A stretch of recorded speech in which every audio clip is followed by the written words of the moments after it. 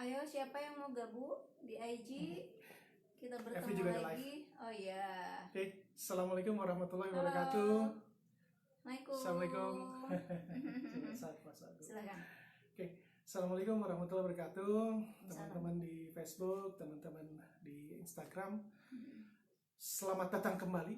Saya Dandi, dan ini istri saya Budia. Ya, kami dari Dandia. Kita akan lanjutkan bedah buku kita. Hari ini adalah sesi yang ketiga.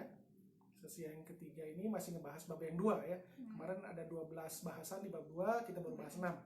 Nah, sekarang kita akan lanjutkan. Seperti biasa, sore-sore ini kita dibarengin dengan teh manis. Sudah bisa ditebak dong teh manis saya apa? Teh manis pakai ini. Pakai madu. Nah, hari ini we are sponsored by apa ini? Roti goreng. Roti bakar. Roti bakar. Mari makan roti bakar dulu. Siapa yang udah gabung nih di IG nih? Oke. Dengan Ramdan, ada Reni. Hello. Kabar semua, terima kasih yang sudah nonton. Kabar. Nah, kita akan lanjutkan ya. Jadi kemarin itu kita sudah bahas 6 pertama. Ya, 6 pertama ini bahasannya apa? Kemarin itu ngebahasnya adalah tentang terakhir itu adalah bahwa banyak ibu-ibu merasa bahwa dirinya adalah ibu yang buruk. Karena rasanya ini nggak selesai, itu nggak selesai, ini nggak bisa, itu nggak bisa gitu. Setelah kami telah lebih dalam, ternyata kebanyakan ibu-ibu itu bukan ibu-ibu yang buruk, tapi adalah ibu-ibu yang keletihan dan kelelahan karena banyak banget kerjaannya. Gitu. Nah, di sini banyak yang jadi masalah adalah ketika kemarin dibahas bahwa tugas seorang ayah, seorang suami adalah mencari nafkah. Orang banyak beranggapan bahwa hanya itu tok, sehingga sisanya diberikan kepada istrinya. Padahal itu hanya salah satu saja. Jadi ketika istrinya overwhelmed, terlalu banyak, keletihan, yang ada dia jadinya gampang emosi jiwa. Gitu. Jadilah dia marah-marah gitu. Kadang-kadang kesalnya ke suaminya, kena marah adalah anaknya. Nah, kita akan lanjutkan sekarang di bahasan yang ke-7 ya. Silakan Bu Dia. Oke. Nah, sebagai bunda nih, memang bunda itu dia punya kelebihan untuk multitasking ya. Jadi dia bisa mengerjakan beberapa pekerjaan sekaligus. Jadi misalnya dia sambil nemenin anaknya ngerjain tugas. Tugas sekarang kan banyak tuh karena dia SFH, school from home gitu ya. Kan banyak berbeda tugasnya. Kami juga sama gitu ya. Nah, itu dilakukan, tapi terus akhirnya sambil masak, sambil ngegosok, sambil ngepel. Multitask benar-benar. Multitask itu semua bisa dilakukan, tapi tolong hati-hati. Nah, di situ prioritasnya apa gitu ya. Kalau misalnya ternyata terus dampaknya apa kita bisa paralel dan semuanya happy ya, apalagi dengan anak ya. Kalau misalnya semuanya yang sifatnya memang tugas, ngepel, masak, misalnya nyuci, itu kan nggak masalah, kita nggak menghadap secara face to face gitu ya, nggak menghadap, kita harus berinteraksi dua arah. Tapi kalau misalnya udah tandingannya anak gitu ya, berikanlah waktumu untuk anakmu dulu gitu ya. Nah, itu juga tentunya bisa dibantu kalau ayahnya juga berperan gitu. Nah, jadi it's a matter of priority. Iya, dan sinergi tentunya ya. Nah, ayah juga yuk berperan lebih lanjut gitu. Kalau enggak ya si ibu kesannya marah-marah, padahal dia sebenarnya kewalahan. Gitu ya. Banyak ibu yang kewalahan gitu. Nah, ini kita bahas pada ini, silakan. Kemarin kan udah sampai 6 ya, kita 6 lagi. Sekarang kita bahas 6 lagi. Nah, 6 lagi adalah jreng orang ketiga. Dahsyatnya rasa cemburu. Wah. Boleh. Sebelumnya saya mau bilang terima kasih dulu nih yang sudah pada beli bukunya. Oh ya. Terima kasih banyak. Kemudian ini ada Om Diki juga kemarin pesan. Terima kasih ya, nanti akan dikirimkan ya. Nanti ada admin kita yang ngehubungin gitu ya. Udah ya, kemarin udah ya. mudah-mudahan. Alamatnya sudah saya kasih, nanti mereka sedang hitungkan untuk ongkir dan segala macam, nanti tinggal transfer dan kita akan kirim. Gitu. Halo Teh Reni, waalaikumsalam. Halo Teh. Damang, Di terima IG kasih juga banyak hadir. nih yang menyimak. Yuk Makasih kita ya. kita Itu ini. ada prinsip juga ya. Oh iya, halo. Nah ini kita sekarang bahas tentang orang ketiga, Bu ya. Asumsinya orang ketika bilang orang ketiga siapa? Orang akan bilang wanita lain, laki-laki lain. Biasanya asumsinya itu. Pelakor, pebinor gitu, yang ngerebut istri orang, ngerebut suami orang gitu ya lah. Orang ketiga itu selalu dianggapannya adalah seperti itu. Itu betul. Itu betul kok, itu orang ketiga. Tapi ternyata orang ketiga tidak hanya itu saja. Yes. Ada orang-orang lain yang juga menjadi orang ketiga. Gitu. Kalau yang tadi udah jelas lah ketahuannya ada orang ketiga gitu ya. Tanpa kita sadar, ya, yang mengisi ransel emosi kita, orang ketiga itu adalah orang yang diantara kita dengan pasangan.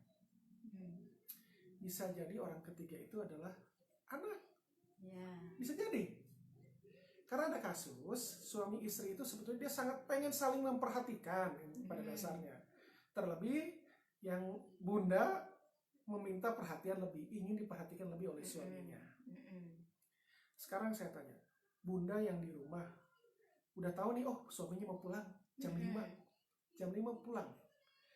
Banyak bunda yang sudah mempersiapkan diri, beres-beres rumah. Jadi suaminya datang teh, makanan sudah ada gitu ya.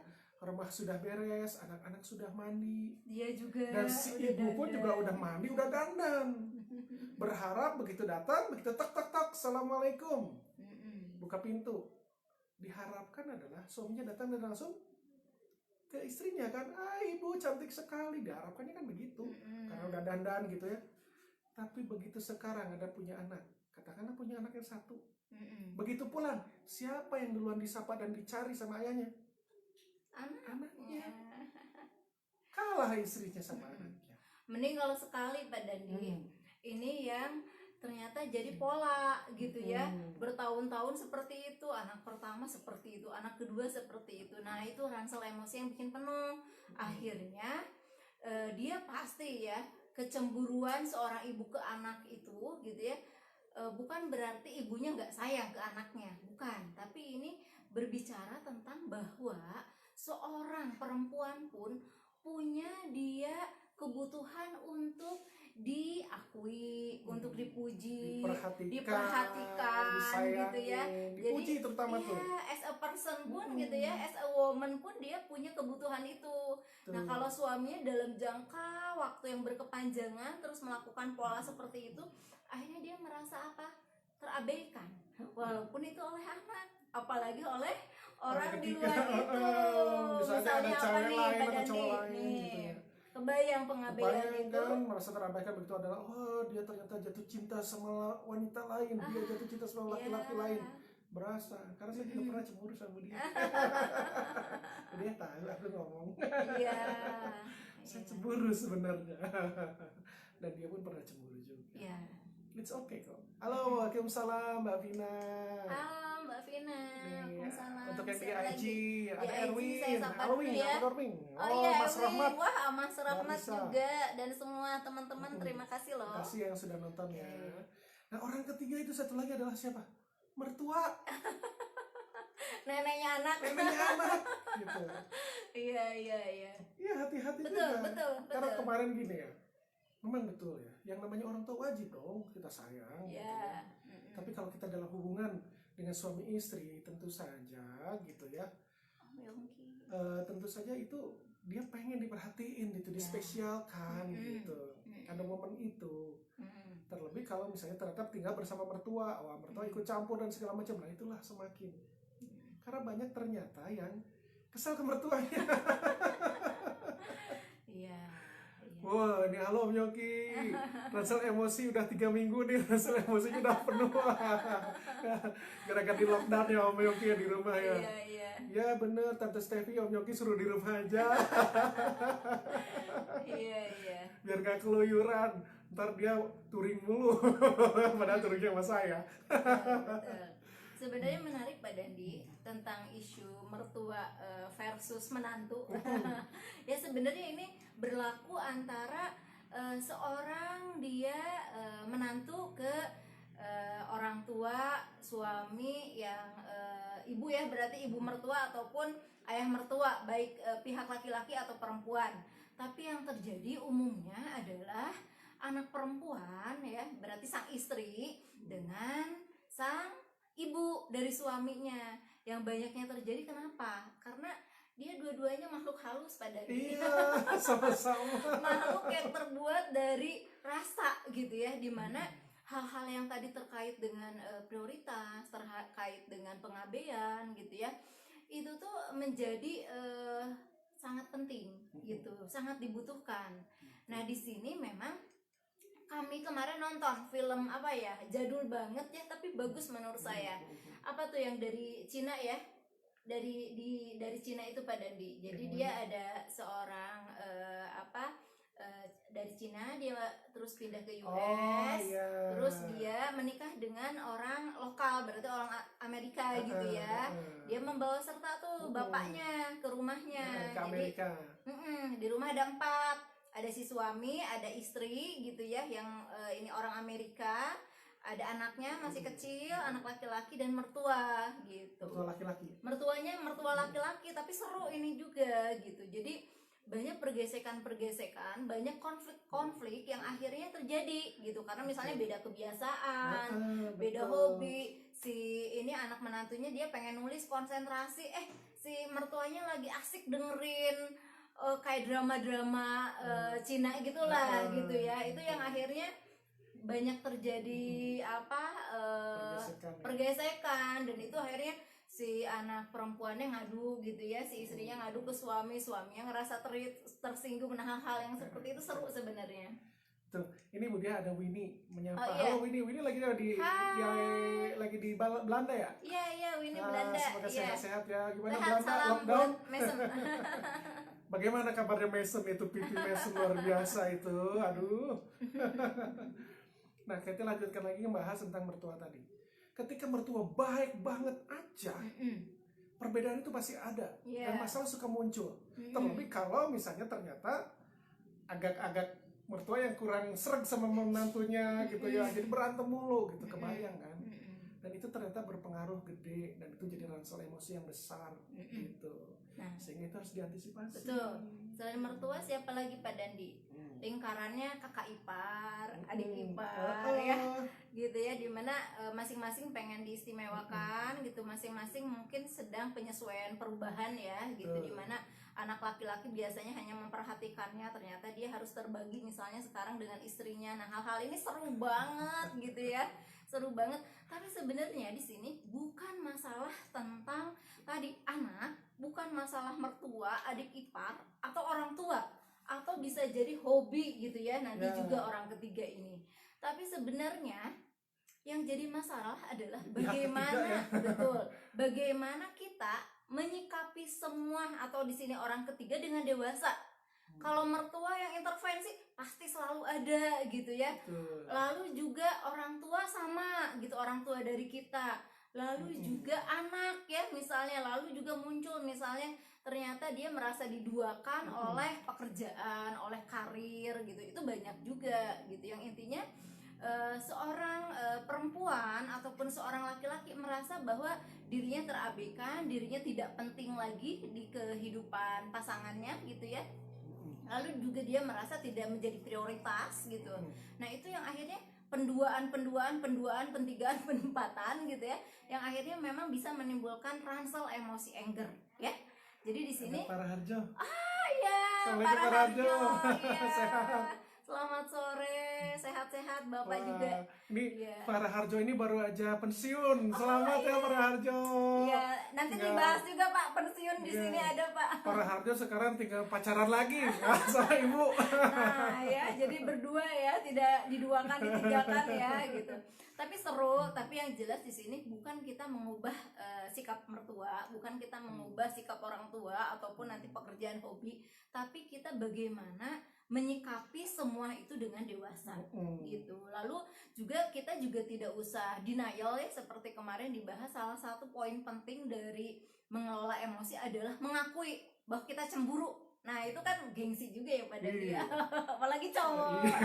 Saya dulu Iya awalnya nggak sih? gengsi, tapi lama-lama Gengsi nggak tahan kalau kita juga. ngakuin cemburu gitu kan, ngerasa dia ngerasa dicintai banget, disayang banget, nanti dia ini deh besar kepala gitu ya. Nah ini yang akhirnya jadi bibit masalah Curhatan baru. para cowok nih. Oke boys.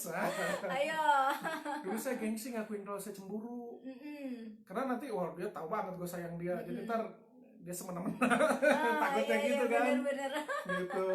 Iya, Jadinya iya. menyimpan gitu kan lama-lama. Terus tiap kali lihat, kenapa ya kalau sama gue kok di rumah dia pakai bajunya itu lagi. Di rumah pakai daster. Pakai daster. Gitu ya. Mm-mm. Tapi setiap begitu ada orang itu mau ke rumah. Kok dia bajunya jadi rapi banget. Iya. Wah, jadi Iya. aku ternyata Baper. dia gitu ya. Kalau ada orang itu aja kok gue enggak gitu. Iya. Itu teh wajar kan punya rasa itu kan gitu. Tapi kita kelola ya, Kita akui dan kelola. Nanti terapinya ada nanti. Iya, Sekarang kita gitu. bahas dulu ini yang menjadi sumber-sumber dari ransel emosinya kita. Gitu. Itu yang ke-7 ya tadi. Ketujuh. Sekarang yang ke-8 dia. Yang ke-8 itu adalah Apa tuh? psikosomatis. Apa itu psikosomatis? Psikosomatis itu adalah kondisi yang terjadi dari ke fisik kita ngaruh ke psikis. Oke. Begitu juga yang terjadi ke psikis kita ternyata ngaruh ke fisik. Iya. Itu. Misalnya cemburu tadi. Cemburu tadi begitu cemburu tiba-tiba kok jadi dipendem. gatal-gatal. Dipendem terus gitu Tapi ya. kok gatal-gatal jadi Kesel sama merah-merah tua, gitu. dipendem terus ya sampai migrain gitu ya. Ada yang migrain, siapa yang suka migrain? Iya. Tiba-tiba kok jadi sakit kepala gitu. Padahal Iya, itu karena Anda sedang memendam emosi-emosi negatif gitu yang tidak dialirkan. Hal itu membuat Anda jadi migrain. Terus lagi Mah Pak Dandi ada yang sakit, biasanya Mah, kalau betul. dia mengalami ketakutan dan kecemasan berlebih. kecemasan iya. biasanya tuh. Mah, kalau nggak mah diare. Iya. Bolak-balik ke toilet gitu. Terlebih yang bengek tuh siapa yo? Asma. Itu psikosomatis tuh. Iya. Ada yang asma nggak di Ada sini? yang asma di sini? Iya. Siapa yang asma? Sama, saya asma soalnya. Ini survivor ya. Survivor. Tapi setelah saya melakukan terapi itu, saya tidak lagi kena asma. Gitu. Jadi ternyata itu karena masalah emosi dan emosinya harus dialirkan. Betul. Dulu saya tidak tahu cara mengalirkannya. Sekarang saya udah tahu, saya alirkan. Betul. Jadi udah nggak bengek lagi. Karena bengek itu ternyata dari hasil penelitiannya dari ilmu psikologi bahwa itu ternyata adalah psikosomatis, di mana itu erat kaitannya dengan attachment, kedekatan secara hati dengan siapa? Orang tua, Terutama ibu. Iya. Jadi itu tuh sebetulnya kurang kasih sayang dari ibu. Tapi gini ya, kurang kasih sayang dari ibu artinya itu bukan berarti bahwa ibunya tidak memberikan kasih sayang, tapi itu adalah penghayatan dia yang bersangkutan merasa dirinya kurang disayangi, walaupun bisa jadi banyak gitu ya dikasih sama ibunya mah, tapi dia ngerasanya kurang terus gitu. Itu yang bikin dia jadi bengek gitu. Iya. Waduh, parah aja habis tipes, masya Allah. Waduh. Udah sehat tapi sekarang Pak, hati-hati Pak, sehat-sehat Pak. Wah ini kebanyakan ini kayaknya nih, kebanyakan durian nggak bagi-bagi ini kayaknya nih. Sehat-sehat Pak. Nah itu psikosomatis gitu. Banyak yang begitu. Kan kalau psikosomatis terutama untuk asma ya. Asma itu kalau secara kedokteran itu adalah sebuah reaksi alergi. Jadi pasti ada alergannya. Ya? Jadi kulit ya yang sensitifnya itu ada ya. Ada dua Bu dia biasa psikosomatis itu. Ada yang Mm-mm. larinya ke kulit jadi gatal-gatal. Kalau yang larinya ke nafas jadinya asma. Oke, dua-duanya Gitu. asma ya. Dua-duanya tuh alergi. Alergi ya. dua-duanya. Oke. Ke nafas Gitu. namanya asma, kalau ke kulit tadi alergi kulit tadi jadi alergi ya. gatal-gatal. Nah, ada yang dia alerginya ke nafas tadi jadi bengek gitu ya. Itu kan alergi, ada alergannya. Biasanya cuaca dingin, ya, udara dingin, Debu, dia keluar atau banyak debu, ada bulu kucing kah gitu ya, atau di karpet-karpet yang berbulu-bulu gitu ya. Biasanya seperti itu. Tapi kalau orang psikosomatis nggak ada itu semua, dia bisa keluar. Ketika dia merasa stres. Mertua datang misalnya. Misalnya gitu. Iya, atau enggak orang tua gitu ya yang dulu yang kemarin lagi pada skripsi nih. Waktu ujian skripsi dulu, pernah nggak begitu udah siap-siap mau masuk ke dalam ruangan mau diuji, dipanggil tiba-tiba, aduh sakit perut, waduh mules, ada yang waduh jadi susah nafas. Iya. Atau karyawan mau presentasi bisa mau jadi presentasi ya. seperti itu gitu. Hai Mila, halo. Ya, yang seru Pak Dandi boleh sharing tentang Boleh. psikosomatis ini. Psikosomatis ini kan sering kali dianggap hal yang sepele ya, maksudnya migrain ya sudahlah gitu ya, diantisipasi atau enggak diredakan dengan obat sakit kepala Ya. gitu ya. Coba kita bisa bedakan mana yang benar-benar itu gejala fisik gitu ya, sakit fisik tentunya pasti pengobatannya medis dong ya gitu ya. Tapi ini misalnya karena kok mahnya berkepanjangan gitu ya, ciri-ciri bahwa ternyata sakitnya adalah penyebabnya tadi dia memendam emosi negatif.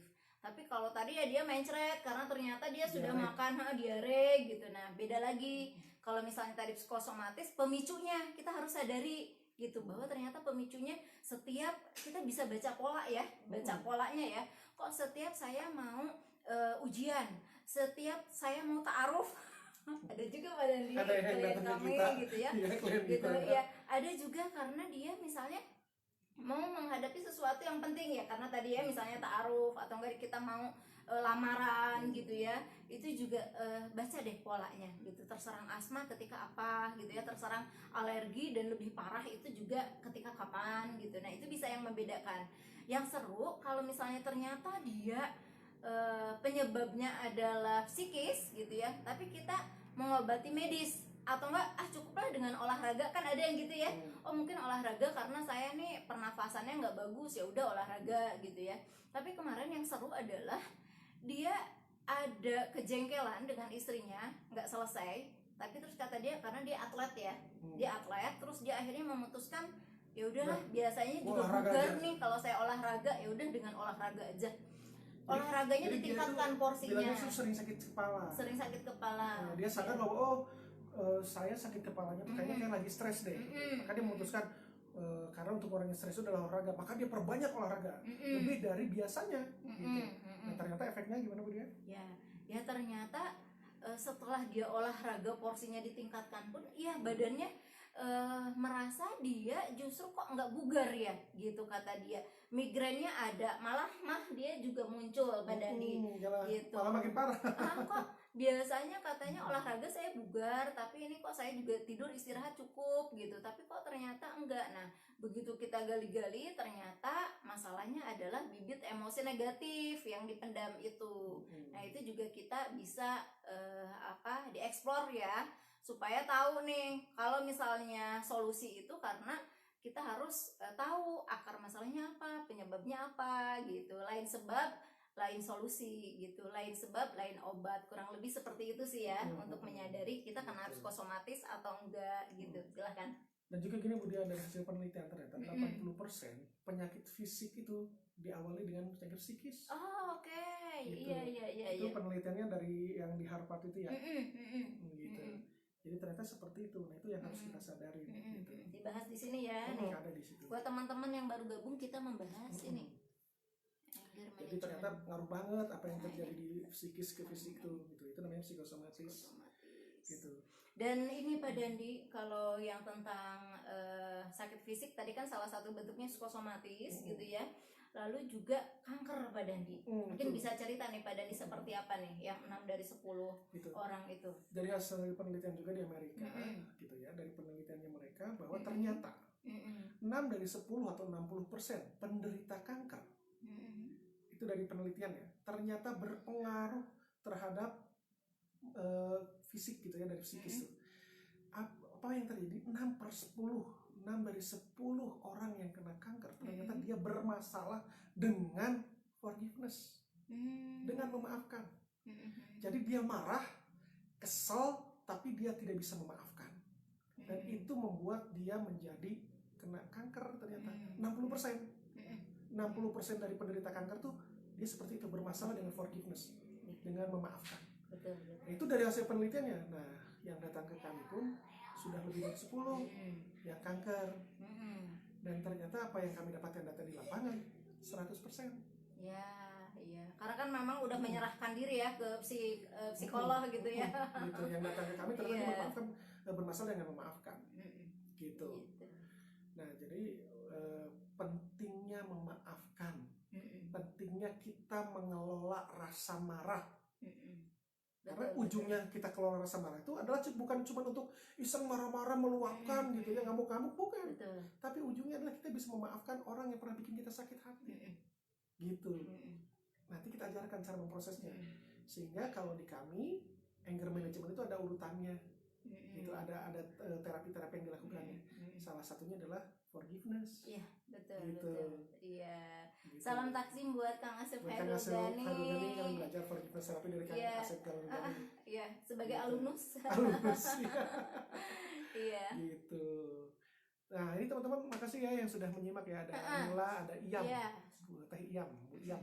Ini Iya, siapa lagi Aji nih? juga, iya ada Banyak siapa? Oh iya, Teh teman-teman. Risa juga tuh. Ada Makasih Teh ya, Risa, Teh iya. Fitri itu ya. Oke, teman-teman semua. Oke, berikutnya. Itu psikosomatis. Berikutnya Berikutnya. adalah gelisah karena utang. Nah. Nah kalau ini ya coba dilihat deh teman-teman semua. Kalau akhir bulan mulai kerasa nggak kok Pak Dani, kenapa akhir bulan saya jadi sakit kepala, banyak deg-degan, ngerasa nggak tenang. Iya, Setiap iya, telepon bunyi, waduh ternyata ditelepon sama debt collector. Apalagi ada SMS itu ya Pak Dani. Ya sekarang SMS. Kemarin saya baru aja dapat SMS tuh. Ada yang nagih ke siapa gitu. Kebetulan kayaknya nama saya ada di friend listnya dia. Jadi masuk ke saya tuh. Jadi sekarang tuh kalau ada kita berhutang, terutama pinjaman online ya, dan kita gagal bayar, dia akan memberikan ke kontak person dari handphonenya dia. Halo Petra. Dia akan ngabarin bahwa temennya nama A belum bayar hutang sekian-sekian gitu. Betul. Nah ini gelisah karena utang tuh. Gitu. Terlebih ya kalau kita muslim itu kan sebetulnya riba ya. Utang kalau tidak riba sebetulnya nggak masalah ya. Betul. Nah, tapi ini ada utang yang ternyata kita gagal bayar. Betul. Nah itu yang bikin kita jadi gelisah. Betul. Ada kasus-kasus yang dialami kemarin. Betul. Ada seorang Pinjol ibu, ya katanya pinjol. ya, pinjaman online. Sekarang kan banyak banget, coba cek deh handphonenya. Banyak kan yang SMS kami bantu keuangan Anda gitu ya. Tanpa agunan. Nah, ada nggak ya? Tanpa agunan mah banyak. Banyak. Yang saya Yang pengen dicari tahu, justru yang saya pengen tahu adalah yang tanpa angsuran. Ada nggak tanpa angsuran? Kalau ada ini ya bilang-bilang ya. Gitu. Yang tanpa angsuran. Kalau ada tanpa angsuran boleh deh. Ya. Jadi cuma dikasih apa, doang. Pak? Yang terkait dengan anger ini apa nih? Nah, Pinjaman online. beliau ini ternyata seorang perempuan. Seorang perempuan kemudian S2, ya S2 kalau sekolahnya. Sekolahnya S2 tapi dia itu rupanya meminjam dari pinjaman online tapi tidak minta izin ke suaminya. Suaminya nggak tahu. Dia itu pinjamannya itu 12 juta kalau nggak salah Ibu Dea ya. Kurang lebih sekitar 12 juta. Tapi itu dari beberapa pinjaman. Ada yang minjam di 1 juta, di ini 2 juta, 3 juta gitu. Numpuk tuh. Sampai ternyata jadi 12 juta total. Dan dia tidak berhasil bayar. Berbulan-bulan, bunga berbunga. Sehingga sekarang total tagihan dia adalah 80 juta. Dari situ kan dia dikejar-kejar tuh. Dikejar-kejar sama debt collector. Mau keluar rumah dijegat. Mau ke kerja kemana dicegat juga. Sampai itu ke kantornya, disebarluaskan di kantornya bahwa dia punya hutang, dia ini itu segala macam. Dipermalukan di kantornya. Sampai di sekolah anaknya ditungguin, ke ibu-ibu yang pada nongkrong dikasih tahu gitu di Om DC, Om debt collector. Enggak, soalnya ada temanku namanya DC. Gitu. Nah itu ada debt collector yang selalu nongkrongin. Sampai akhirnya dia gak bisa tidur. Sampai dia gak bisa tidur. Dia bingung gimana caranya gelisah ngaku ke suaminya. Tapi akhirnya kan tahu juga suaminya. Nah ternyata yang sumber kemarahan dia adalah dia merasa dirinya bego. Kesal dia sama dirinya sendiri. Jadi dia marah ke dirinya sendiri. Jadi ketika terapi pun keluarannya dia marah-marah ke dirinya. Betul. Dan ternyata paling sulit itu adalah memaafkan diri sendiri. Gitu. Jadi dia marah sama diri sendiri. Sampai ke suaminya, Mas pukul aku, gampar aku. Kata suaminya, aku gak mau gampar kamu. Orang aku sayang kamu kok katanya. Dia gak mau menggampar si istrinya. Padahal si istrinya gampar aku salah gitu dia bilang. Self punishment gitu di situ. Dia melakukan menghukum dirinya sendiri. Gitu, merasa dirinya salah, merasa dirinya berhak mendapatkan hukuman. Tapi suaminya enggak, akhirnya dia sendiri yang menghukum diri sendiri.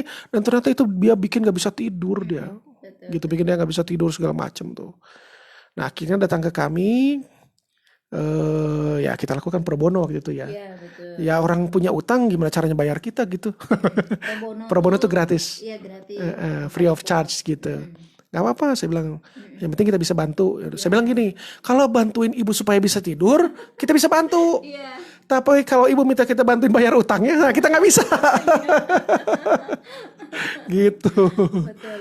Mm-mm. Kita bantu melepaskan ransel emosinya. Betul, ya. kita bantu lepaskan rasa emosinya. Dan alhamdulillah setelah itu dia bisa tidur gitu. Nah ternyata Pak Dandi kalau orang tua utang pengasuhan Pak Dandi itu juga sebenarnya. Nah gimana nih Bu Dia? Nah tadi tentang utang yang memang secara material ya kelihatan gitu ya, ada pinjaman pinjol namanya, pinjaman online. Tapi ternyata ke kami pun mengadu beberapa pasangan ya, beberapa pasutri khususnya ibu gitu banyaknya yang dia merasa menyesal dan bersalah juga gitu, ngerasa misalnya karena terpantik ada perilaku dari anaknya yang tidak sesuai harapan. Misalnya yang ekstrim adalah ternyata anaknya terlibat pencurian handphone. Anaknya terlibat dengan dia pelecehan seksual gitu ya, padahal masih anak kelas 4, kelas 5 SD gitu ya. Ada juga misalnya kasus yang tidak sesuai harapan dari perilaku anak adalah dia kecanduan gadget gitu ya, pornografi, gadget. Nah, judi juga ada ya, yang terakhir kemarin juga ada.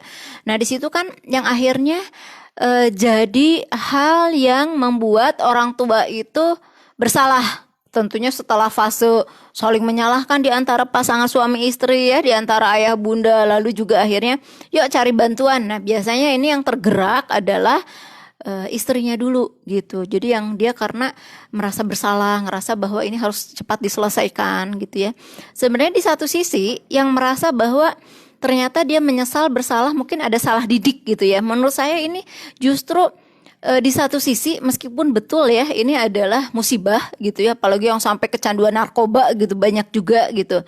Ini satu sisi betul musibah. Tapi kedua ketika orang tuanya mau melakukan sesuatu gitu ya, dan karena rasa bersalah itu membuat dia mendorong hal untuk meminta bantuan, untuk perubahan. Menurut saya ini suatu musibah yang akhirnya membawa berkah gitu. Karena juga di sini membuktikan kalau dari sisi seorang manusia berarti hati nuraninya masih ada Pak Dandi gitu, bahwa dia langsung introspeksi gitu ya, seorang ayah, seorang bunda, anaknya bisa begini pasti gitu. Ada pola asuh di kita yang kurang. Yuk kita introspeksi, yuk kita cari bantuan. Cari bantuannya melibatkan apakah pemuka agama, melibatkan konselor gitu ya, melibatkan kepala sekolah gitu. Dan akhirnya ini banyak yang sadar Pak Dandi, dia ternyata orang tua yang sudah sadar bahwa memiliki utang pengasuhan ke anaknya. Dan akhirnya dengan program-program tertentu gitu ya, dengan melibatkan semua pihak, akhirnya dia nyicil tuh utang. Kalau tadi yang pertama, tipe pertama utang material, yang ini adalah utang pengasuhan ke anak. Pada umumnya baru terasa ketika anak itu sudah di atas usia 10 tahun. Atau mungkin pada beberapa kasus di atas 15 tahun. Baru, wah ini bukan hanya salah gaul anak saya, tapi ternyata salah asuh. Itulah yang nanti akan dibahas ya lebih detail. Mungkin yang kemarin sempat cerita bahwa kami sedang menyusun trilogi positif parenting book. Buku 3 tema, di mana temanya salah satunya adalah membayar utang pengasuhan. Kurang lebih itulah gitu ya, fenomena itulah yang mendorong kami untuk membuat buku itu. Silahkan Pak Dandi. Yang bingungnya adalah gimana ini nyetaknya. Soalnya tutup semua. Kalau ada yang ini percetakan boleh agak bingung kita ya. Ya tapi ya tadi ya, bahwa kalau ternyata kita di titik bingung terus, kita juga cari solusi aja gitu. Itu satu kebingungan tapi semoga ada solusinya. Oke, setelah tadi utang ya, sekarang kita membahas yang tentang ini Pak Dandi. Nih bisa nih. Ini cocok buat para harjo nih. Apa nih? Halo Mang Dang, Damang. Nah, ini yang untuk berikutnya ya. bapak-bapak, ibu-ibu yang sudah bersiap-siap untuk pensiun. Namanya Ada salah satunya yang mungkin tidak semua juga dapat ini ya, tapi mungkin ini ada yang mengalami, yaitu namanya post power syndrome. ya, dari buku kami Gitu. dari manajemen. Ada ngebahas tentang post power syndrome. Post power syndrome itu yang dulu kita punya kekuasaan gitu ya, bisa nyuruh orang. Sekarang begitu udah pensiun, siapa gue katanya gitu, ngerasa bahwa dirinya menjadi tidak berarti, menjadi tidak berguna gitu merasanya. Dan itu ternyata menjadi sebuah ransel emosi yang cukup besar gitu. Salah satu yang unik kemarin itu adalah ini Bu Dia. Ada seorang direksi dari sebuah perusahaan A. Dia sudah pensiun. Teman-temannya direksinya pun juga banyak beberapa gitu. Kebetulan bareng-bareng pensiun beberapa orang gitu ya. Jadi mereka lebih banyak stay di rumah gitu ya. Begitu pensiun stay di rumah, apa yang terjadi? 4L, ketemu sama pasangan, lu lagi. Itu yang salah satu wilayah yang harus dikelola ya. Harus dikelola itu. Pasangan suami istri jadi bingung dia. Kalau di Gitu. 8 roller coaster ini. Itu kalau dari 8 roller coaster betul. Yang tadi bab 1 ya itu ya. Nah kan kebayang gitu loh. Biasanya ngantor, sekarang ada di rumah terus. Betul. Jadi ada beberapa hal yang kebiasaan-kebiasaan yang mungkin juga dulu tidak ngeh. Tapi sekarang jadi lebih ngeh. Mungkin Anda sekarang lagi nyobain nih. Ketika Anda lockdown. Suami istri yang tadinya ketemu sehari berapa jam. Pagi-pagi bangun subuh. Habis gitu berangkat, sebelum subuh udah berangkat ke kantor. Apalagi yang di Jakarta, coba bayangkan. Jam 5 udah pada di jalan mereka. Ya, betul. Gitu. Saya ngerasain sendiri 4:30 harus udah jalan. Kalau enggak, wah macet udah. Gitu. Udah gitu pulang. Begitu pulang, kan jam 4 tank tuh. Harus begitu tank langsung jalan. Kalau enggak, telat dikit, udah wassalam macetnya kayak apa. Sehingga mereka lebih memilih pulang malam. Akhirnya baru jam 8 pada jalan. Nyampe rumah tuh jam 9, jam 10 malam. Udah jam 10 malam. Jadi baru nyampainya tuh udah mau tidur. Bangun tidur, itu toh. Paling weekend ya yang Weekend agak paling full ya. full, betul. Nah begitu sekarang, all the time, 24 hours. Iya. Nyebelinnya jadi lebih terlihat. Jadi lebih banyak berantem. Betul. Itu satu. Kedua, gitu ya, ngerasa dirinya bahwa biasanya ada orang yang disuruh, ini nggak ada. Biasa anak buah gitu ya, ini nggak ada anak buahnya. Gitu ya. Itu terjadi. Ada seorang yang seperti itu, uring-uringan mulu ternyata. Akhirnya kemarin tuh pakai art terapi ya. Iya, betul. Itu pakai art terapi. Karena jenis terapi itu banyak teman-teman.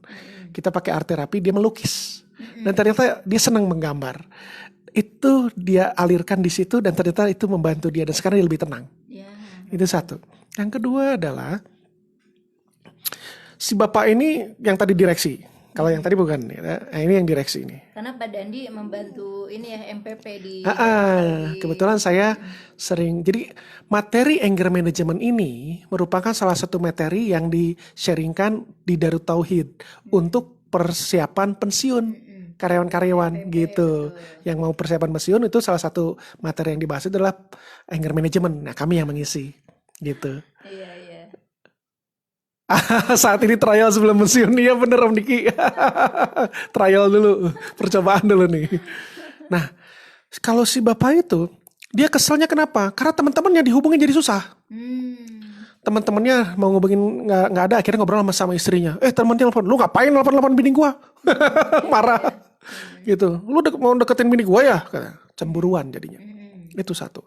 Yang kedua, teman-temannya begitu udah ajak ketemuan susah. Karena anggapannya apa? Dianggapnya dia kalau mau ketemu mau minjem duit. Lu sekarang kan udah susah lu katanya, nggak punya lagi gaji gede katanya. Jangan-jangan lu ngajak ketemuan gue mau minjem duit. Ada yang memang sampai seperti itu gitu. Sehingga pensiun pun harus dipersiapkan. Betul, karena gitu. Dari fakta yang terjadi. Dari fakta yang terjadi 9 dari 10 pensiunan itu belum siap ternyata menghadapi pensiun. Makanya tadi si Darut Tauhid itu rajin banget bikin program ini dan sudah bekerja sama dengan berbagai macam dari mulai kementerian gitu ya, di pemerintahan juga banyak, terus bank-bank, kemarin aja Mandiri banyak pakai kita, dan kita ajarkan tentang anger management ini gitu ke mereka. Ini gitu. dari kompas.com ya Pak Dandi ya. Betul, 65% merasa tidak sanggup memenuhi kebutuhan sehari-hari. Siapa? Kemarin ada bapak-bapak yang curhat ke saya adalah, Pak Dandi, kalau saya sudah pensiun, kesehatan saya sudah tidak ada yang nanggung, kesehatan anak saya tidak ada yang menanggung, kesehatan istri saya tidak ada yang menanggung. Kecemasan berarti ya. Berarti yang kecemasan ke masa depan sebetulnya yang dia hadapi itu. Kalau saya sakit Kalau gimana? saya sakit, Kemudian ternyata sekarang penghasilannya 60% daripada penghasilan biasanya, dia bilang. Jadi kepotongnya jelas, Pak Dandi. Kebayang kalau saya punya banyak cicilan gitu. Gitu. Habislah katanya gitu. Itu curhatannya mereka tentang post power syndrome ini gitu ya. Terutama ya itu, terutama kalau tadi yang Bapak tadi mah karena nggak ada yang disuruh-suruh jadi uring-uringan dia. Nyuruh ke mertua menantunya begini, nyuruh nggak didengar gitu. Kamu gini nggak sesuai. Biasa anak buahnya ngerti apa yang dia mau. Ini kan orang nggak ngerti dia cepet uring-uringan gitu. Gitu Bu Dia. Nah, disinilah perannya untuk mengelola emosi dan mempersiapkan ya, Pak Dandi ya. Masa pensiun tuh bukan masa yang membuat dia akhirnya tidak berguna gitu. Dan salah satu kemarin yang bisa kita sharingkan adalah dengan kita mengetahui bahwa sebenarnya kehidupan kita itu nggak hanya melulu soal profesi, tapi lebih penting adalah misi kita gitu. Misi hidupnya apa gitu, sehingga akhirnya tidak patah arang ketika misalnya tidak lagi ngantor, nggak lagi dia punya jabatan gitu. Tapi kalau dia sudah dipersiapkan aktivitas, tugas gitu. Nah, tugas itu tidak selesai ketika dia memang tugas ini dalam arti misi hidup ya, dari pengertian Abah Rama gitu dan pegiat talent mapping. Tapi tugas itu adalah misi gitu. Kalau kita merasa bahwa ternyata kita punya kekuatan yang lain, misalnya oh ternyata saya kekuatannya mengajar, oh ternyata tadi saya kekuatannya misalnya di seni gitu ya, dia bisa jadi akhirnya ngajar seni gitu ya. Jadi tidak terhenti ketika akhirnya stop ngantor gitu, akhirnya dia jadi merasa useless gitu kan. Itu perasaan yang luar biasa menyakitkan ya. Padahal di usia saat itu fisik justru lagi menurun, kesehatan banyak tabungannya ya di sini ya. Makanya di post power syndrome ini bukan sesuatu yang harus kita takuti dan hindari, tapi kita regulasi ya, kita kelola dan kita siapkan. Karena bisa jadi justru di masa ini adalah puncaknya Pak Dandi. Kalau kita mengacu ke salah satu konsep psikologi psikososial dari Erik Erikson, bahwa ini adalah bukan Erik Mario Surabaya bukan, tapi Erik Erikson dalam konsep psikososial, dia di fase justru ego integrity gitu. Ego integrity artinya justru dia merasa puas dengan hidupnya. Masa tuanya diliputi oleh puncak bahagia, puncak ketuntasan, puncak kepuasan, karena masanya dikelola dengan baik gitu ya. Dia menjalani good life gitu. Dan tentunya good life sesuai keyakinannya masing-masing. Kalau agamanya Muslim, karena dia ya tadi berjalan di jalan yang lurus Pak Dandi, nggak banyak nyimpen ransel emosi negatif, nggak banyak dia merasa tersakiti oleh pihak-pihak yang menzolimi ya. Karena kemarin juga kami sempat terapi dia seorang yang sudah sepuh ya, sekitar mungkin 60 tahun, tapi dia ternyata hampir 30 tahun menyimpan dendam ke orang yang merasa berkhianat, badan yang di Cimahi itu ya. Jadi iya iya luas ya, salah satu tempat lah ya. Salah satu tempat. Nah itu ternyata dia punya banyak amarah. Lu pengkhianat, oh dia teriak. Hidup gua hancur gara-gara lu. Aduh, ternyata tersimpan selama ini. Dan dia belum bisa mengalirkan itu, sehingga hidupnya menjadi kurang berarti buat dia, jadi nggak enak gitu, nggak nyaman. Despair kalau di Erikson ya. Despair itu putus asa. Putus asa. Itu ada Mbak Ninik. Halo Mbak Ninik. Mbak Ninik. Ya. Gitu. Di IG juga rame nih, Mbak Linda. Makasih ya yang sudah nonton. Iya. Wah, Kalimantan. Ya? Bontang ya. Bontang. Oh, iya. Ini di Bontang. Bontang atau mana ya Januari itu? Iya pokoknya Kalimantan deh. Terakhir ketemu di Surabaya. Halo. Gitu. Itu ya yang yuk kita, kalau kita sudah bersiap di masa roller coaster ini, bahwa ini memang tidak menjamin ya bahwa usia kita menjalani usia sampai post power syndrome gitu Pak Dandi gitu ya. Di usia manapun kita bisa terhenti, betul nggak ya? Bahwa yang suatu kepastian itu adalah sebenarnya kematian ya gitu. Tapi maksud saya, kalau kita sudah tahu, sudah aware Pak Dandi gitu ya, sudah mengantisipasi ada masa depan apa yang kita akan jalanin, itu membuat derajat stres kita, kadar stres kita terhadap perubahan, terhadap kehilangan gitu ya, itu membuat kita jadi lebih aware, lebih siap, dan akhirnya kitanya kadar stresnya menjadi turun. Betul. Gitu ya. Jadi yang perlu belajar mengelola stresnya bisa hubungin kami ya. Buat teman-teman yang perusahaan yang mau bikin stress management, persiapan pensiun, jangan lupa hubungin kami. Jadi promosi ujungnya. Betul. Tapi betul kok, kami bisa menyiapkan itu, sehingga jadi persiapannya itu kan macam-macam. Kebanyakan perusahaan itu menyiapkannya secara material. Habis ini mau bisnis apa gitu kan. Itu nggak salah juga. Itu nggak salah, itu bagus, betul. Tapi dilengkapi dengan bagaimana cara mereka mengelola stres. Karena ternyata ketika mereka pensiun banyak stresor-stresor yang muncul. Dari mulai tadi lu lagi, keuangan dan segala macam. Gitu, perubahan-perubahan itu. Nah, kami dan dia punya program itu. Ya. Gitu deh. Paling saya tawarkan sih, berbagi kemarin dengan Ibu Dharma Wanita ya dari BKKBN. Dia punya, saya programnya lupa, tapi kurang lebih dia menyiapkan itu satu kantor Pak Dandi yang memang dia menyiapkan semua aktivitas. Jadi dia kayak semacam apa ya, program pensiunan yang memang terencana. Di situ ada yang hobi musik, ada yang dia bisa misalnya bercocok tanam atau apapun, itu bagus banget gitu ya. Yang saya tahu program MPP yang bagus juga adalah BKKBN gitu ya. Selain di perusahaan yang lain juga awareness terhadap ini sih udah bagus ya. Sehingga di masa pensiun adalah panen berkah, bukan panen musibah gitu ya. Itu mungkin yang bisa message dari ini tentang post power syndrome, yaitu masa ketujuh dari masa roller coaster yang kami usulkan. Oh iya, silakan. Kata Pak Raharjo sudah dikelola tapi kena COVID, jadinya tertunda. Akhirnya coba deh untuk Legowo. Iya ya Pak ya, semoga urusan COVID-19 ini cepat selesai ya, dan semuanya sehat-sehat gitu ya. Amin. Iya. Betul. Pak Raharjo ini udah siap nih, bisnisnya udah keren nih.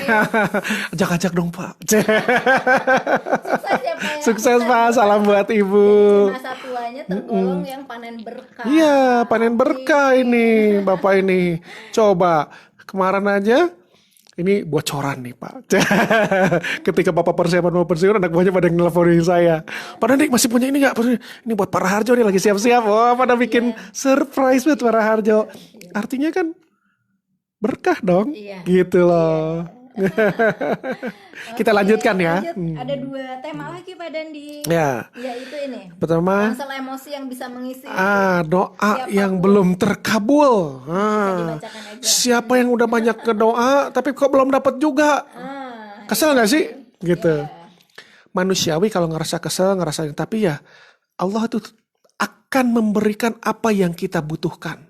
Belum tentu memberikan apa yang kita inginkan. Betul. Allah akan melihat, dan Allah itu akan tahu timingnya kapan. Kita siap gak sih? Gitu. Dia maha tahu. Gitu. Kadang kita yang secara manusia gitu ya, lupa tadi kalau istilahnya Pak Raharjo berlegowo. Ada yang namanya qadarullah. Lupa tuh. Orang biasanya ada ketentuan Allah. Kita batasannya hanya sampai berusaha. Yang menentukan oke atau enggak, berhasil atau enggak, itu Allah. Gitu. Silakan Bu Dia. Oke. Nah ini karena memang ini juga saya sharing ya dari fenomena yang memang sampai ke kami dan kami tangani gitu. Jadi ada karena memang ini juga PR besar ya Pak Dandi ya. Memang yang kemarin kita sharing bahwa kadar keimanan setiap orang itu berbeda-beda, karena memang akhirnya proses pendidikan fitrah keimanan pun jadi PR besar ya. Dan tentunya ini juga melibatkan beberapa pihak untuk perbaikannya. Tapi ketika menghadapi kita yang memang sedang merasa berharap penuh gitu ya kepada Allah, tapi kok doa ini belum dikabulkan, biasanya kami memberikan terapi jurnal syukur Pak Dandi. Dalam arti adalah coba bisa jadi Allah mungkin tidak memberikan keinginanmu A, tapi bisa jadi Allah memberikan keinginanmu itu dalam bentuk lain. Nah bisa jadi mungkin bisnis itu merosot gitu ya, tapi coba kamu sehat, suami sehat gitu ya, anak sehat, itu jauh lebih banyak loh gitu daripada kita minta misalnya mobil cepat laku, rumah tetap laku. Curhat ya saya. Ya, padahal ketika kita menggali nikmat yang banyak, sesungguhnya doa-doa itu justru Allah kasih lebih dari apa yang kita minta gitu. Itu kadang, tapi memang betul si marah kecewanya diproses gitu ya, jangan diabaikan, yang akhirnya membuat kita malah bukannya mendekat ke Allah tapi malah menjauh gitu ya. Karena memang ya tadi kadar keimanan seseorang berbeda-beda. Ada yang ketika tidak diinginkan langsung ya mencari berbagai macam makna positif. Tapi ada yang harus misuh-misuh dulu gitu ya Pak Dandi ya. Dan ini ya tetap manusiawi, tapi tetap yuk dikelola dan move on ke tahap berikutnya gitu ya, penerimaan ya dan legowo itu. Contoh kasus. Ini mah real aja yang kita alamin ya Bu dia. Ketika kami berdua sepakat untuk resign dari perusahaan masing-masing dan membuka perusahaan sendiri dan dia ini. Ketika kami mau ngomong ke orang tua, ya beda-beda reaksinya. Orang tuanya Bu dia sudah biasa berbisnis, maka dia ya udah oke, kita doakan. Ketika anaknya memutuskan untuk berbisnis, begitu datang ke orang tua saya, ibu saya marah. Kamu orang masuk asra itu susah, kamu kok malah keluar? Saya dimarahi. Karena terbiasa dia sebagai karyawan, mungkin badan dia. Betul, karena basicnya rasa sayang, karena saking sayangnya gitu ya. Kalau Bu dia orang tuanya karena sudah biasa ya udah. Nah kalau ibu saya kan pure pegawai negeri. Jadi dia pikir nanti gimana dong? Nanti anak kamu makan apa? Itu pertanyaan dia yang muncul. Saya bilang makan nasi, Nek. Gitu.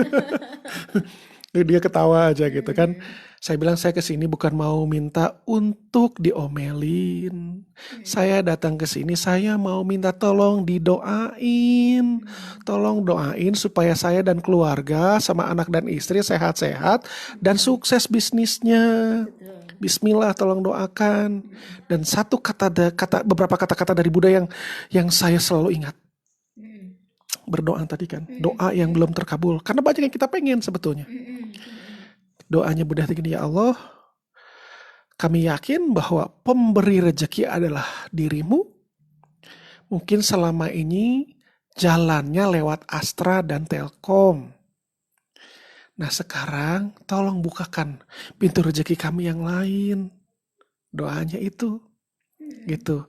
Dan alhamdulillah setelah kami bikin perusahaan sendiri, kalau secara materi mah jauh banget dibanding dulu. Gitu. Tapi kan kita bukan cuma materi ya. Yang dikejar nggak cuma materi, bahwa ternyata adalah keberkahan. Apa yang kita dapatkan di situ keberkahannya. So far saya alhamdulillah rasanya ya lebih berkah ya. Sehingga kami lebih banyak dengan anak gitu ya. Yang mungkin dulu banyak hilaf-hilaf. Karena betul ujian tuh banyak ya. Ujian tuh nggak cuma ketika kita tidak mendapatkan duit. Nggak cuma ketika kita miskin. Dikasih lebih pun ternyata itu sebuah godaan dan itu ujian. Dan kami pernah ngalamin itu. Pernah ngalamin gak punya duit. Pernah ngalamin banyak duit. Dan ternyata juga ya itu godaannya gitu ya. Ternyata ya kami belajar dari situ. Makanya kami tulis buku ini juga karena pembelajaran yang kami dapatkan gitu. Dan tidak semuanya selalu sukses pembelajaran itu. Ada yang jelek-jeleknya juga banyak. Tapi kami mengambil hikmah dari situ. Nah itu karena Allah akan memberikan atau mengabulkan doa yang memang cocok buat kita, yang pas buat kita, dia akan kasih di waktu yang tepat. Gitu. Halo Mr. Jang, are you watching this live show? Halo Mbak Reni, halo Dewi. Gitu. Oh ada Mr. Jang ya. Halo teman-teman Yanuar tuh. Ada Ipit Suripit penari balet. Ipit Suripit. Ini senior kami nih. Jadi yang memperkuat saya keyakinan bahwa kami adalah kesini untuk berobat jalan ketika kami berkenalan dengan Bu Ipit ini. Ipit Suripit penari balet ini, hai. Teman kami sama-sama berobat jalan. Canda ya, Pit. Oke, berarti tadi dari doa yang belum terkabul gitu ya. Tapi di sini juga pesannya sebenarnya Mbak Dani, kalau ada teman yang curhat ke kita, aduh saya ini pengen ini, pengen anak nggak dikasih, pengen pekerjaan mungkin yang dia pencaker ya, pencari kerja enggak, atau enggak di situasi yang COVID seperti ini kan banyak keputusasaan ya, frustasi gitu ya. Nah yang gini tuh jangan langsung diceramahin ya, biar aja curhat ya. Gitu wae memang. Apalagi langsung dikatakan kamu nggak beriman ya, kamu nggak percaya, nah wah, langsung alergi. Oh kamu nggak bersyukur, apalagi gitu. Jangan dipotong. Jangan dipotong dulu. Biarin ya. dia keluarin dulu unek-uneknya, karena itu akan merilis. Biarin dulu, nanti kalau udah itu Anda mau menasehati silahkan gitu. Tapi tentu saja dengan cara yang asertif gitu ya. Gitu. Iya, konsepnya ya tadi ya, berikanlah ruang curhat sebelum nasehat gitu. Jadi biar dulu aja, kali memang tidak membutuhkan solusi tapi dia membutuh orang curhat gitu, didengerin aja gitu ya. Butuh didengerin. Gitu.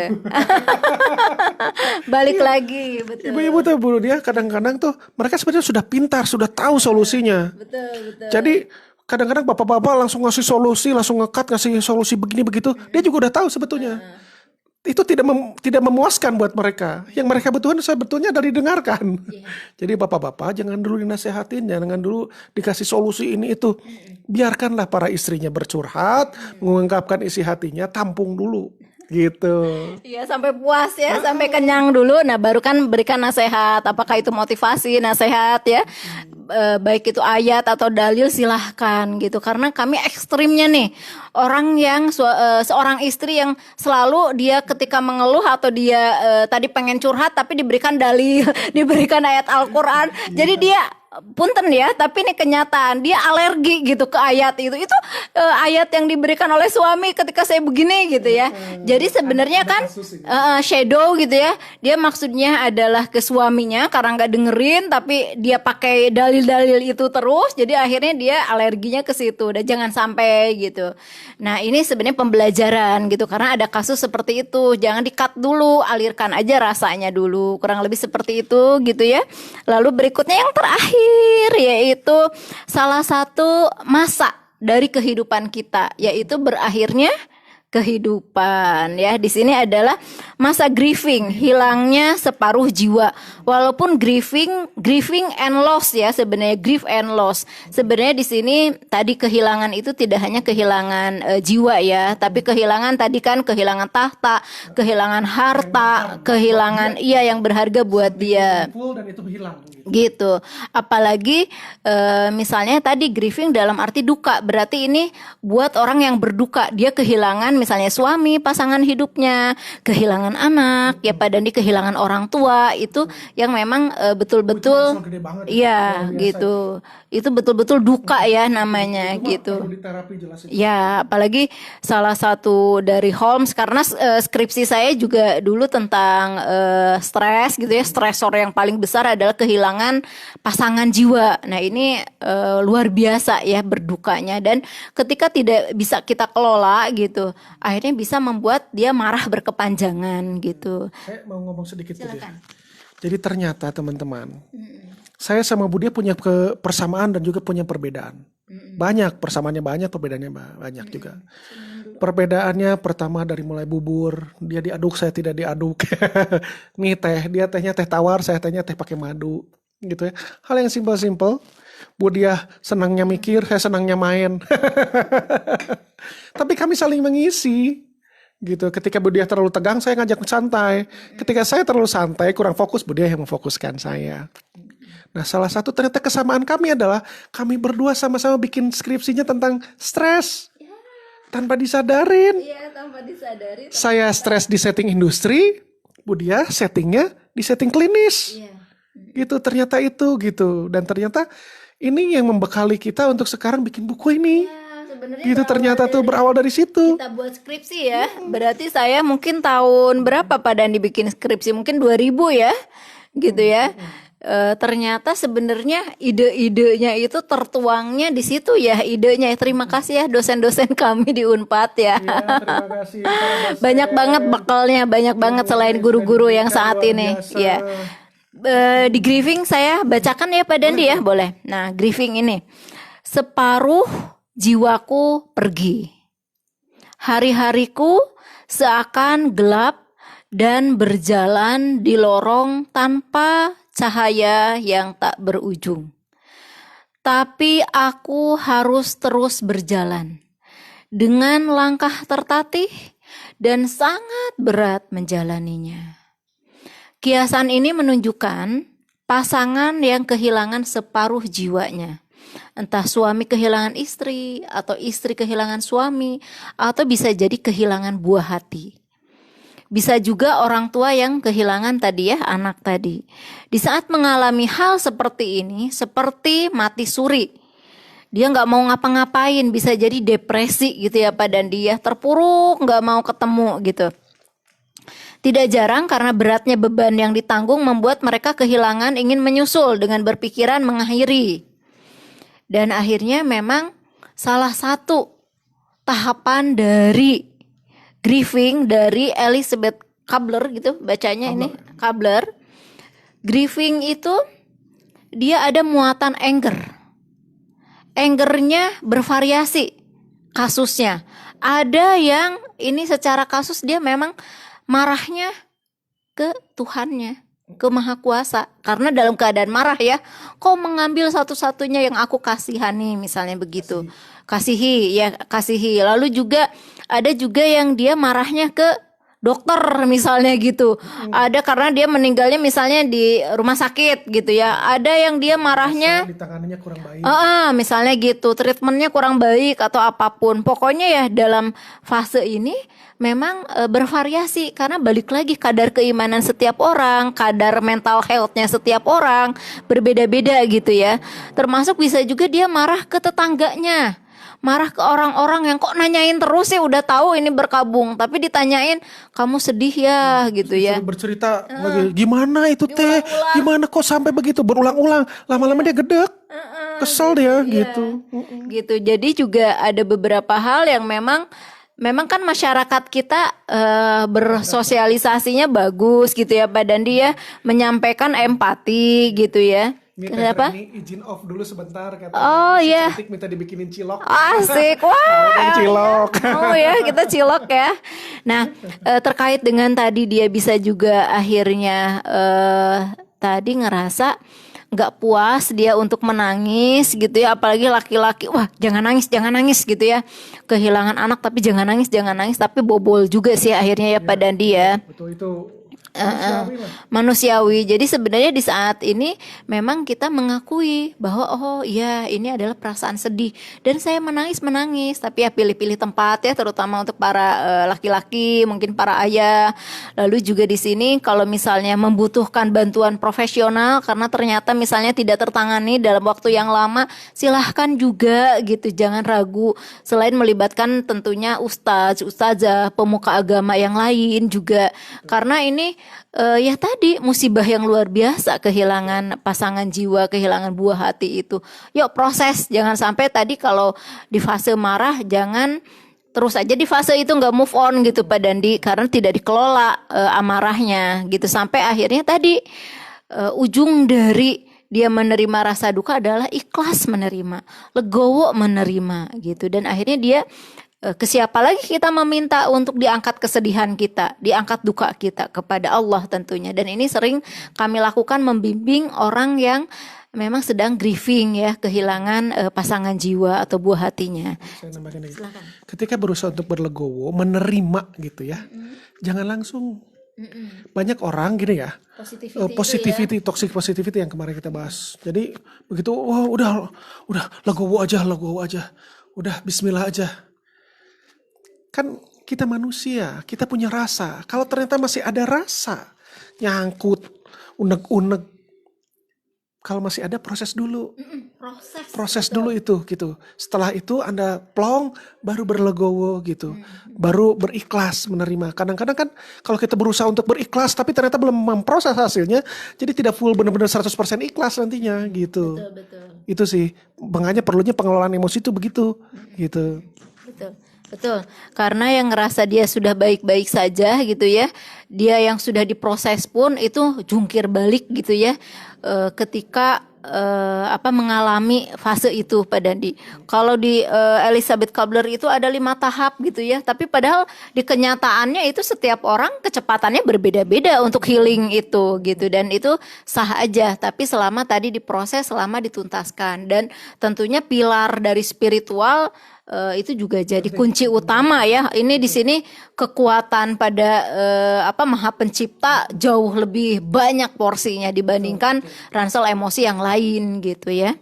Nah, di akhir ternyata nggak kerasa udah selesai Pak Dandi, 12 tema. Dan Instagram Karena 1 jam betul. Kalau di FB masih bisa ya. Nah, seperti biasa di bab 2 ini seperti bab 1 kami tutup dengan ruang rasa. Nah, karena ini buku rasa Bapak terapi. dan Ibu, buku ini adalah buku rasa terapi. Sehingga nanti Anda bisa ungkapkan di situ perasaan-perasaan Anda, ruang rasanya. Di sini, setelah Anda mengetahui kisah-kisah yang dapat menyebabkan adanya ransel emosi negatif yang bisa menghancurkan diri sendiri, dalam ini ada hubungan dengan Anda, tuliskan apakah Anda punya kisah yang ingin diungkapkan di ruang rasa ini. Silahkan Anda tuliskan tanpa perlu banyak dipikirkan, tetapi apa yang Anda rasakan. Jadi di sini tulisin apapun yang Anda rasakan, di sini tulis. Karena bentuk terapi juga menulis. Betul, ya. Menulis itu salah satu terapi. Mengalirkan rasa. Gitu. Nah, di sini kalau teman-teman bagi yang punya nih, silakan. Ya, gitu. Ruang rasanya. Silahkan Anda tuliskan di situ ruang rasa. Jadi dengan panduan tadi yang ada 12 itu sebenarnya apa? Ada nggak yang ternyata selama ini yang banyak ngisi ransel emosi Anda? Ungkapkan di situ. Betul. Gitu. Nggak kerasa ya Bunda ya? Nggak kerasa deh. Iya. Nah itu sesi yang 3. Gitu. Kemarin udah ada sesi 1, bab 1, sesi 2 dan 3 ini adalah bab 2. Nah nanti 2 hari lagi kali ya Bunda ya? Hari Sabtu sore ya? Sabtu ya? Bukan Jumat ya, sekarang kan Rabu ya? Sabtu ya? Nah, Sabtu ya? Jadi Sabtu jam 4 kita akan lanjutkan bab 3. Ya, jadi teman-teman yang masih kerja masih bisa nyimak Sabtunya. Gitu. Sabtu kan lebih kosong ya, karena ada beberapa teman-teman kita yang walaupun lockdown ternyata masih kerja. Gitu ya. Nah, jadi nanti sampai ketemu lagi kita akan bahas untuk bab 3 ini nanti di hari Sabtu jam 4. Nah, mungkin kesimpulannya Bu Diah, jadi apa aja 12 itu bisa disebutkan Bu Diah? Ya, berarti di sini mulai dari pertama adalah ada inner child, face it bravely. Yang satu. Yang kedua adalah bullying. Yang ketiga adalah I hate Monday, salah jurusan. Ya. Kemudian yang keempat adalah adiksi, sebuah pelarian diri. Terus yang kelima adalah berbagai macam pertanyaan. Kapan nikah? Kapan punya anak? Kemudian yang keenam adalah ibu yang lelah. Kebanyakan ibu itu bukan ibu yang jelek, bukan ibu yang buruk, tapi kebanyakan ibu adalah ibu yang kecapean gitu. Kemudian yang berikutnya adalah yang ketujuh ya, orang ketiga. Tadi orang ketiga itu ternyata nggak cuma masalah lelaki idaman lain atau perempuan idaman lain, tapi juga bisa jadi ternyata mertua, bisa jadi anak, bisa jadi ipar dan segala macamnya. Membuat cemburu ya. Yang membuat cemburu. Kemudian adalah psikosomatis. Berikutnya adalah gejala gelisah karena utang. Ya. Kemudian post power syndrome, kemudian doa yang belum terkabul, dan grieving yang terakhir itu tadi. Oke, saya menambahkan. Waduh, sebenarnya siap penyimak lagi. Oh, siap Kang Adit. Jadi sebagai informasi nanti kami tanggal 17 ini bareng Kang Adit dengan teman-teman kita akan sharing di Sinarmas. Gitu. Kita akan bahas tentang anger management. Bagaimana mengelola emosi gitu. Itu ada kelas khusus. Tadinya akan dilakukan offline, kita berangkat ke sana, tapi karena kondisi ya kita akhirnya lakukan online. Sampai nanti Adit, ini Winnie apa nih? Winnie, makasih banyak teh dia dan Kang Dandi. Aku tadi sempat sedih lagi pas bahas grieving. Iya ya, Bu Winnie. Ya. Diproses Bu Winnie. Udah Winnie sih udah terapi. Iya, we know. Terus semangat ya. Gitu. Nah, kayak gini, menyemangati bagus. Tapi proses dulu baru semangatin. Jangan ketika orang lagi ngomong, kita potong semangat ayo. Gitu. Proses dulu, timingnya. Betapa pentingnya timing. Gitu. Hatur nuhun buat teman-teman Boleh semua ya. ini menambahkan. Nah, 12 ransel emosi negatif ini tentu saja dalam konteks pemulihan kita bukan menghilangkan peristiwa itu, bukan kita mengubah situasi atau mengubah orang itu. Iya, bukan juga melupakan karena tetap masih ingat gitu ya. Tapi kita justru memproses apa yang ada di diri kita. Karena sesungguhnya apa-apa yang seharusnya dibuang tapi kita tahan, maka itu akan menjadi sampah negatif yang membahayakan jiwa kita. Jadi proses lalu alirkan gitu. Dan ini sebenarnya mengubah akhirnya respon kita, kedewasaan kita, keimanan kita dalam melihat, dalam mengalami berbagai macam peristiwa ataupun pihak-pihak yang terkait dengan kita. Jadi responnya yang berubah, yang asalnya marah, uring-uringan, kesal, tapi jadi jauh lebih menerima gitu ya. Mungkin itu yang bisa disampaikan. Silahkan. Tadi saya tergelitik dengan bahwa memproses, betul, memproses emosi harus diproses, yaitu dialirkan, bukan dialihkan. Cuci piring itu cuma mengalihkan, tidak menyelesaikan masalah. Termasuk nyuci mobil ya. Termasuk nyuci mobil, para ayah. Pokoknya yang sifatnya mengalihkan. Orang Indonesia kebanyakan tidak diajarkan cara mengalirkan emosi.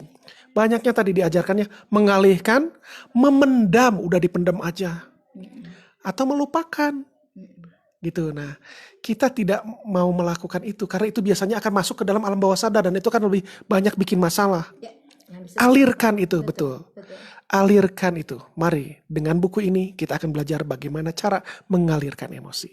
Itu saja dari kami. Saya Dandi. Saya dengan dia. Terima kasih sudah menyimak. Kalau ada salah-salah kami mohon maaf. Semoga yang kami sharekan di sini bermanfaat dan sampai ketemu nanti hari Sabtu jam 4 ya. Terima kasih. Ya, sampai nanti hari Sabtu kita bahas tentang bab 3 yaitu judulnya apa Pak Dandi? Bab 3 itu tentang nafsu amarah berkepanjangan yang dibahas dari sudut pandang agama dan sudut pandang psikologi. Wah, seru banget ini. Kesukaan saya karena saya tipenya teoritis konsep. Jadi dinamika ini menurut saya seru, menarik ya. Dan silahkan bagi yang mau ya, yang belum punya bukunya boleh menghubungi saya di sini 0812 10 750 29. Silahkan bisa juga mengikuti FB saya Diah Mahmudah atau FB Pak Dandi Birdi. Kalau pertemanan sudah penuh silahkan, kalau berkenan di follow ya. Lalu juga IG silahkan. Di Instagramnya tuh DANDIBIRDY ya, kemudian Budiah tuh Diah Mahmoe 77, kemudian ada Dandiah _consultant, itu juga IG-nya kami. Kemudian ada khusus untuk anger management, angermanagement.dandiah. Itu adalah Instagramnya kami. Kemudian juga untuk YouTube.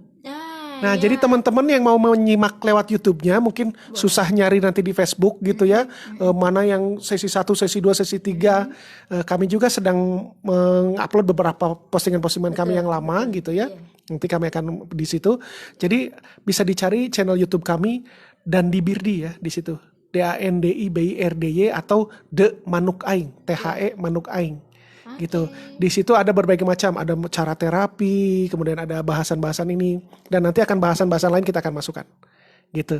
Itu saja ya. Sampai ketemu. Terima kasih. Assalamualaikum warahmatullahi wabarakatuh. Selamat sore semua. Sampai jumpa lagi. Sampai jumpa.